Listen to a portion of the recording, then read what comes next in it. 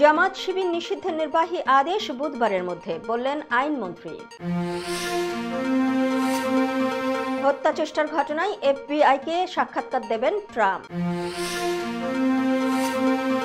কেরালায় ভূমিধসে মৃতের সংখ্যা বেড়ে অর্ধশতাধিক। গাজায় পোলিও মহামারী ঘোষণা, অবিলম্বে যুদ্ধবিরতির আহ্বান। মাদুরোকে জয়ী ঘোষণার প্রতিবাদে উত্তপ্ত ভেনেজুয়েলা। সঙ্গীত শিল্পী ও নির্মাতা জুয়েল আর নেই। এবং গর্ভে 7 মাসের সন্তান নিয়েই অলিম্পিক রাঙালেন মিশরের নাদা হাফেজ। আসসালামু আলাইকুম, সবাইকে স্বাগত জানাচ্ছি মিলেনিয়াম টিভি ইউএস এর প্রতিদিনের বাংলা সংবাদে। আপনাদের সাথে রয়েছে আমি সুমি আহসান। দেখছিলেন সংবাদ শিরোনাম, এবারে বিস্তারিত। প্রথমেই বাংলাদেশ প্রসঙ্গ।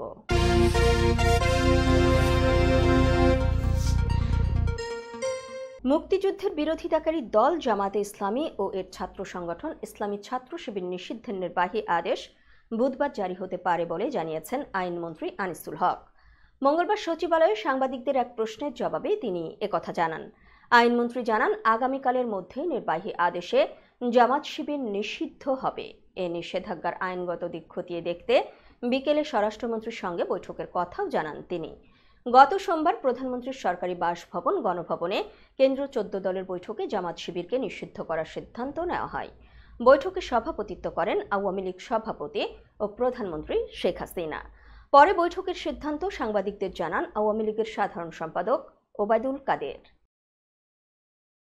কোটা সংস্কার আন্দোলনে নিহতদের স্মরণে দেশে পালিত হচ্ছে একদিনের রাষ্ট্রীয় শোক। শোকের রং কালো হলেও সামাজিক যোগাযোগ মাধ্যম ফেসবুক লাল রঙে সয়লাব। মঙ্গলবার রাষ্ট্রীয় শোকের দিনে অনেকেই তাদের সোশ্যাল হ্যান্ডেলে প্রোফাইল ফটো, প্রচ্ছদ ফটো শুধু লাল রং দিয়ে রেখেছেন। অনেকে চোখে মুখে লাল কাপড় বেঁধে ছবি প্রকাশ করতেও দেখা গেছে। সঙ্গে রয়েছে প্রতিবাদের নানান হ্যাশট্যাগ। এর আগে সোমবার প্রধানমন্ত্রীর বৈঠকে রাষ্ট্রীয় শোক পালনের সিদ্ধান্ত নেওয়া হলেও আন্দোলনকারী ও সাধারণ শিক্ষার্থীদের একটি অংশ এটিকে প্রহসন উল্লেখ করে প্রত্যাখ্যান করেন এবং ফেসবুকে নিজেদের প্রোফাইল পিকচার হিসেবে লাল রং বেছে নেন। সোমবার রাত থেকেই ফেসবুকে শিক্ষার্থীদের পাশাপাশি নতুনের ট্রেন্ডে যোগ দেন নানান শ্রেণী পেশার মানুষ। এদিকে সরকারের পক্ষ থেকে ফেসবুক বন্ধ রাখা হলেও মঙ্গলবার টেলিযোগাযোগ ও তথ্য প্রযুক্তি প্রতিমন্ত্রী জুনাইদ আহমেদ পলক নিজের ভেরিফাইড প্রোফাইলে কালো প্রোফাইল পিকচার দিয়েছেন।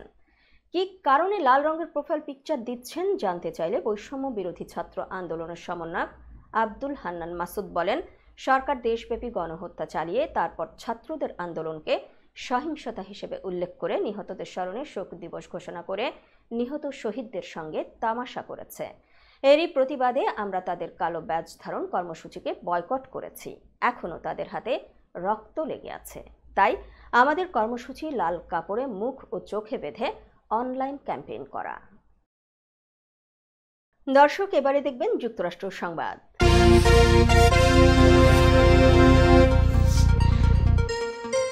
সাবেক মার্কিন প্রেসিডেন্ট ও আমেরিকার পরবর্তী প্রেসিডেন্ট নির্বাচনের প্রার্থী ডোনাল্ড ট্রাম্প তাকে হত্যা চেষ্টার বিষয়ে এফবিআইকে সাক্ষাৎকার দিতে রাজি হয়েছেন।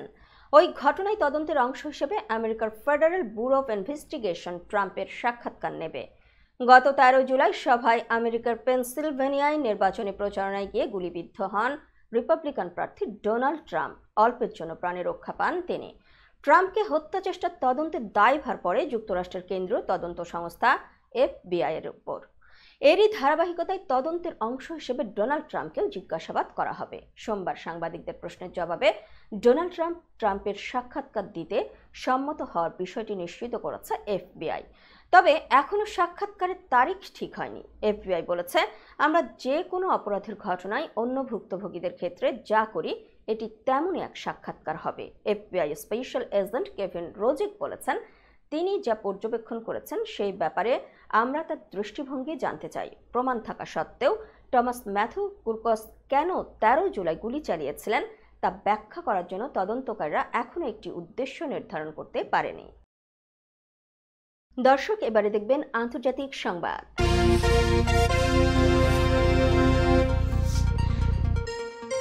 ভারতের কেরালার ওয়েনাড জেলায় ভূমিধসে মৃতের সংখ্যা বেড়ে দাঁড়িয়েছে ৫৬ জনে। এখনও আটকা পড়ে আছেন শতাধিক মানুষ, ফলে মৃতের সংখ্যা আরও বাড়তে পারে বলে আশঙ্কা করা হচ্ছে।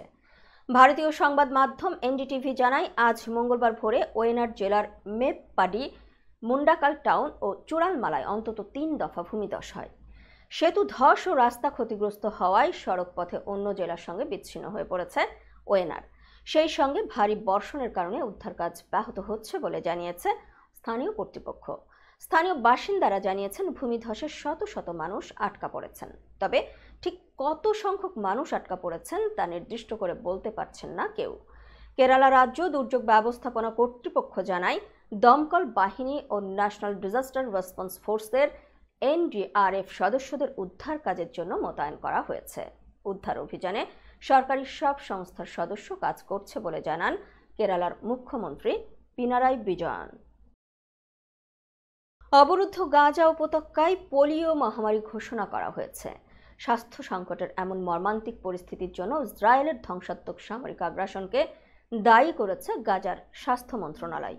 গতকাল সোমবার এক বিবৃতিতে স্বাস্থ্য মন্ত্রণালয় জানায়, পোলিও পরিস্থিতি গাজা ও প্রতিবেশী দেশগুলোর জন্য স্বাস্থ্য হুমকির কারণ হয়ে দাঁড়িয়েছে।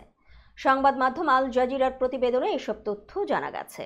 এর আগে চলতি মাসের শুরুতে গাজায় কম্পোনেন্ট পোলিও ভাইরাস টাইপ 2 শনাক্তের কথা জানায় স্বাস্থ্য মন্ত্রণালয়। ভাইরাসটি নর্দমায় পাওয়া গেছে, যা বাস্তুচ্যুত ফিলিস্তিনিদের আশ্রয় নেওয়া তাঁবুর মধ্য থেকে সংগ্রহ করা হয়। গত শুক্রবার পয়ঃনিষ্কাশন ব্যবস্থায় ভাইরাস শনাক্ত হওয়ার পর গাজায় 10 লাখের বেশি পোলিও টিকা পাঠানোর ঘোষণা দেয় বিশ্ব স্বাস্থ্য সংস্থা। শিশুদের পোলিও ভাইরাস থেকে রক্ষা করার জন্য এসব টিকা দেওয়া হবে। তবে যুদ্ধ পরিস্থিতির কারণে যথাযথভাবে টিকা কর্মসূচি নিশ্চিত করা সম্ভব নয়। তাই পোলিও প্রতিরোধে গাজায় অবিলম্বে যুদ্ধবিরতির আহ্বান জানিয়েছে WHO। দর্শক, মিলেনিয়াম টিভি ইউএস এর প্রতিদিনের বাংলা সংবাদের এ পর্যায়ে নিচ্ছি ছোট্ট একটি বিরতি। সাথেই থাকুন।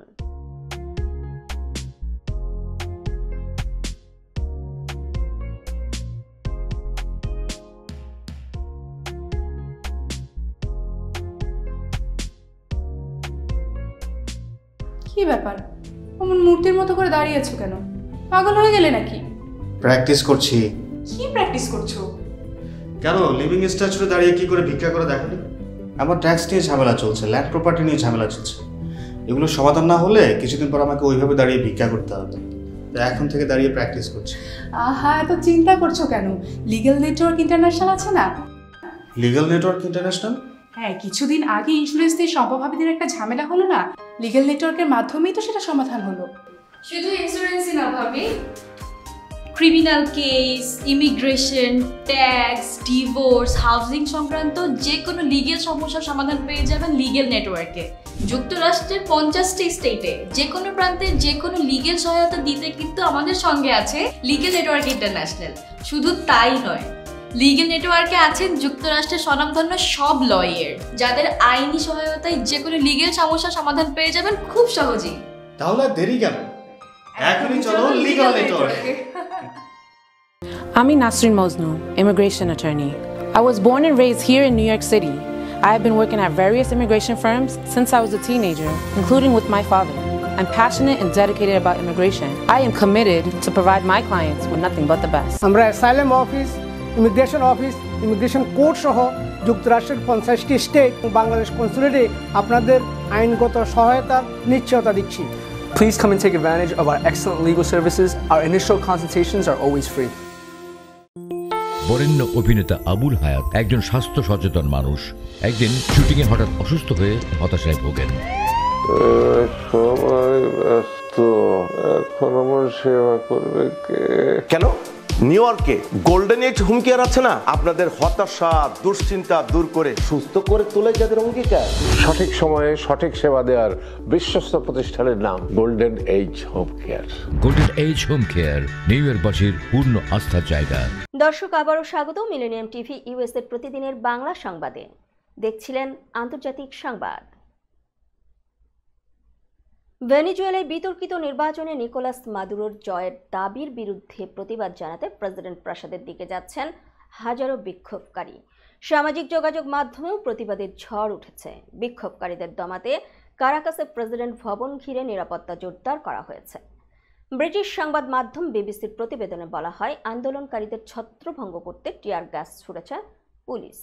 এদিকে বিরোধী দলগুলোর দাবি, জালিয়াতির আশ্রয় নিয়ে নির্বাচনে জয় পেয়েছেন মাদুরো। এর আগে ভেনেজুয়েলার ভোটের ফল নিয়ে উদ্বেগ জানান মার্কিন পররাষ্ট্রমন্ত্রী অ্যান্টনি ব্লিংকেন। তিনি বলেন, ভোটে দেশটির জনগণের ইচ্ছার প্রতিফলন ঘটেনি। 11 বছর ধরে ভেনেজুয়েলার ক্ষমতায় আছেন প্রেসিডেন্ট নিকোলাস মাদুরো। এই সময়ে দেশটির অর্থনৈতিক সংকট নিয়ে জনমনে চরম অসন্তোষ দেখা দিয়েছে। দর্শক, এবারে দেখবেন প্রতিনিধি সংবাদ।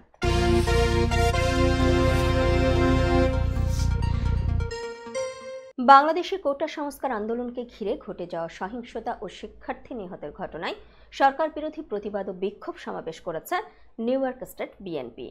স্টার্লিং বাংলাবাজার এভিনিউ, ব্রঙ্কস, নিউ ইয়র্কে এই বিক্ষোভ সমাবেশ অনুষ্ঠিত হয়। আমাদের সহকর্মী জিয়াউল হকের পাঠানো তথ্যচিত্র থেকে জানা যায়, এই বিক্ষোভ সমাবেশে অংশগ্রহণকারীরা বাংলাদেশের কোটা সংস্কার আন্দোলন ঘিরে সকল প্রকার সহিংসতার বিরুদ্ধে সোচ্চার হওয়ার জন্য সকলের প্রতি আহ্বান জানান এবং দ্রুত সকল সহিংসতার সুষ্ঠু তদন্ত ও বিচার দাবি করেন। স্টার্লিং বাংলাবাজার, ব্রঙ্কস, নিউ ইয়র্কে সংগঠিত স্টেট বিএনপির সরকার বিরোধী আন্দোলনের প্রতিবাদে New York State Awami League, Bronx Awami League, Jubo League ও ছাত্রলীগ একত্রে একটি প্রতিবাদ মিছিলের আয়োজন করেন। এই প্রতিবাদ মিছিলে শত শত লোক অংশ নেন। আমাদের সহকর্মী জিয়াউল হকের পাঠানো তথ্যচিত্র থেকে জানা যায়, তারা সকলেই বিএনপি জামাতের আগুন সন্ত্রাস ও সরকার বিরোধী নানা অপপ্রচারের বিরুদ্ধে সবাইকে সোচ্চার হওয়ার আহ্বান জানান। গত শনিবার বাংলাবাজার, ব্রঙ্কসে বিএনপি জামাতের সরকার বিরোধী অপপ্রচারের বিরুদ্ধে এক প্রতিবাদ সমাবেশে নিউ ইয়র্ক প্রবাসী শিল্পপতি ইঞ্জিনিয়ার মোহাম্মদ ফরাসত আলীর উপর বিএনপি জামাত আক্রমণ চালায়। এই হামলার প্রতিবাদে ইউনিয়ন পোর্ট, বাংলাবাজার, ব্রঙ্কস, নিউ ইয়র্কে একটি শান্তিপূর্ণ প্রতিবাদ সমাবেশ অনুষ্ঠিত হয়। আমাদের সহকর্মী জিয়াউল হকের পাঠানো তথ্যচিত্র থেকে জানা যায়, এই প্রতিবাদ সমাবেশ আয়োজন করেন শান্তিকামী নাগরিক সমাজ নিউ ইয়র্ক। উল্লেখ্য, ইঞ্জিনিয়ার মোহাম্মদ ফরাসত আলী বাংলাদেশের এনআরবি ব্যাংকের সাবেক চেয়ারম্যান এবং একজন বিশিষ্ট শিল্পপতি।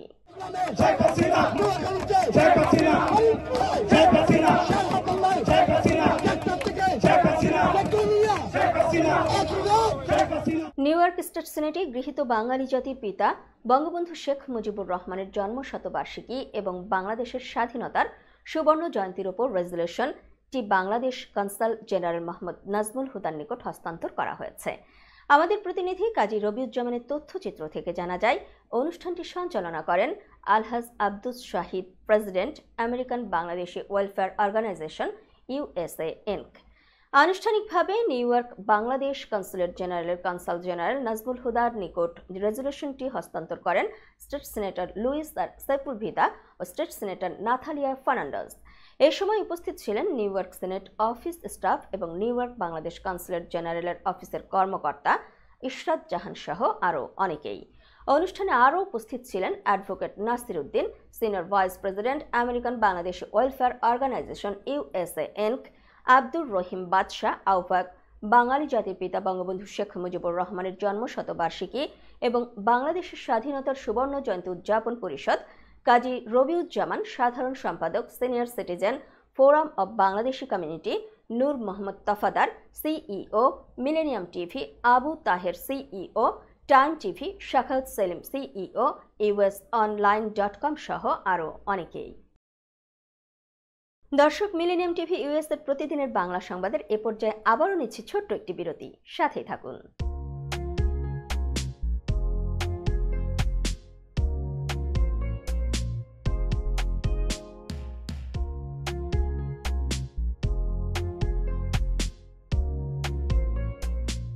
কি ব্যাপার, অমন মূর্তির মতো করে দাঁড়িয়ে আছো কেন? পাগল হয়ে গেলে নাকি? প্র্যাকটিস করছি। কি প্র্যাকটিস করছো? কেন লিভিং স্ট্যাচুরে দাঁড়িয়ে কি করে ভিক্ষা করে দেখনি? আমার ট্যাক্স নিয়ে ঝামেলা চলছে, ল্যান্ড প্রপার্টি নিয়ে ঝামেলা চলছে। এগুলো সমাধান না হলে কিছুদিন পর আমাকে ওইভাবে দাঁড়িয়ে ভিক্ষা করতে হবে। তাই এখন থেকে দাঁড়িয়ে প্র্যাকটিস করছি। আহা, এত চিন্তা করছো কেন? লিগ্যাল নেটওয়ার্ক ইন্টারন্যাশনাল আছে না? Legal network international? হ্যাঁ, কিছুদিন আগে ইন্স্যুরেন্স দিয়ে সম্পভাবীদের একটা ঝামেলা হলো না, লিগ্যাল নেটওয়ার্কের মাধ্যমেই তো সেটা সমাধান হলো। শুধু ইন্স্যুরেন্সই না ভাবি, criminal case, immigration, tax, divorce, housing সংক্রান্ত যে কোনো লিগেল সমস্যার সমাধান পেয়ে যাবেন লিগেল নেটওয়ার্কে। যুক্তরাষ্ট্রের 50টি স্টেটে যে কোনো প্রান্তে যে কোনো লিগেল সহায়তা দিতে কিন্তু আমাদের সঙ্গে আছে লিগেল নেটওয়ার্ক ইন্টারন্যাশনাল। শুধু তাই নয়, লিগেল নেটওয়ার্কে আছেন যুক্তরাষ্ট্রের স্বনামধন্য সব লয়ার, যাদের আইনি সহায়তায় যে কোনো লিগেল সমস্যার সমাধান পেয়ে যাবেন খুব সহজেই। তাহলে দেরি কেন? এখনই চলো লিগ্যাল নেটওয়ার্কে। I'm Nasrin Mosnu, immigration attorney. I was born and raised here in New York City. I have been working at various immigration firms since I was a teenager, including with my father. I'm passionate and dedicated about immigration. I am committed to provide my clients with nothing but the best. আমরা asylum office, immigration court সহ যুক্তরাষ্ট্রের 50টি state এবং বাংলাদেশ কনসুলেটে আপনাদের আইনগত সহায়তার নিশ্চয়তা দিচ্ছি। Please come and take advantage of our excellent legal services. Our initial consultations are always free. বরেণ্য অভিনেতা আবুল হায়াত একজন স্বাস্থ্য সচেতন মানুষ। একদিন শুটিংয়ে হঠাৎ অসুস্থ হয়ে হতাশায় ভোগেন। সবাই ব্যস্ত, এখন আমার সেবা করবে কে? কেন? নিউ ইয়র্কে গোল্ডেন এজ হোম কেয়ার আছে না, আপনাদের হতাশা দুশ্চিন্তা দূর করে সুস্থ করে তোলে যাদের অঙ্গীকার। সঠিক সময়ে সঠিক সেবা দেওয়ার বিশ্বস্ত প্রতিষ্ঠানের নাম Golden Age Home Care. Golden Age Home Care New ইয়র্কবাসীর পূর্ণ আস্থার জায়গা। দর্শক, আবারও স্বাগত মিলেনিয়াম টিভি ইউএস এর প্রতিদিনের বাংলা সংবাদে। দর্শক, এবারে দেখবেন বিনোদন সংবাদ।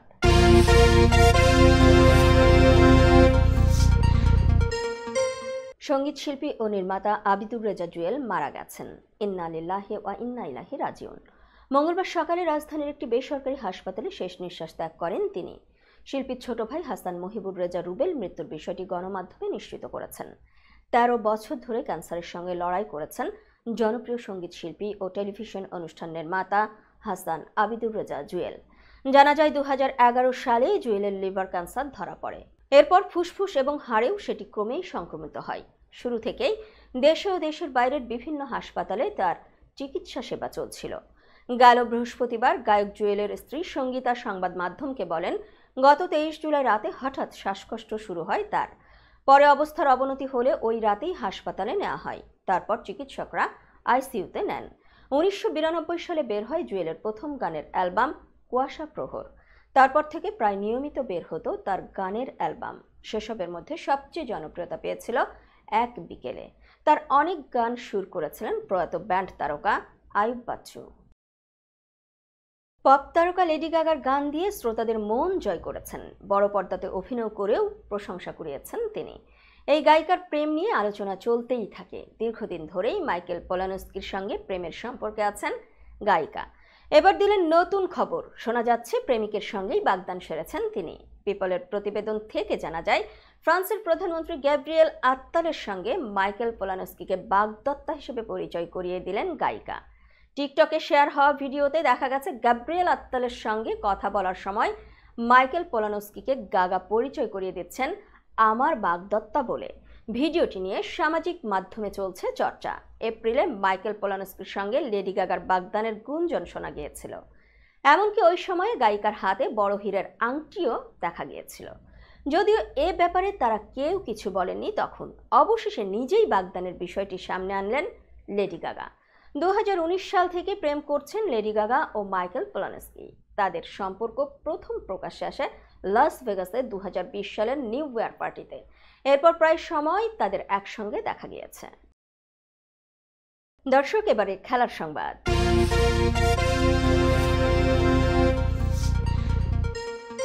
ততক্ষণে অলিম্পিক থেকে বিদায় নিয়েছেন তিনি, কিন্তু মিশরের নারী ফেন্সার নাদা হাফেজ এরপর যা জানালেন, অলিম্পিকের কোনো সোনার পদকের চেয়েও হয়তো তা বেশি মূল্যবান। ইনস্টাগ্রামে ছোট্ট একটা পোস্টেই পুরো বিশ্বের মন জিতে নিয়েছেন নাদা হাফেজ। কারণ নাদা হাফেজ গর্ভের 7 মাসের সন্তানকে নিয়েই লড়েছেন অলিম্পিকে। আপনাদের মনে হতে পারে যে পোডিয়ামে 2 জন খেলোয়াড় লড়ছে, আসলে সেখানে ছিল 3 জন। আমি, আমার প্রতিপক্ষ আর আমাদের পৃথিবীতে আগমনের অপেক্ষায় থাকা আমার ছোট্ট শিশু। ইনস্টাগ্রাম পোস্টে লিখেছেন হাফেজ। গর্ভাবস্থার 3য় ট্রাইমেস্টারে পৌঁছে অলিম্পিকের মতো আসরে খেলা, তাও ফেন্সিংয়ের মতো কষ্টপূর্ণ একটি খেলাই।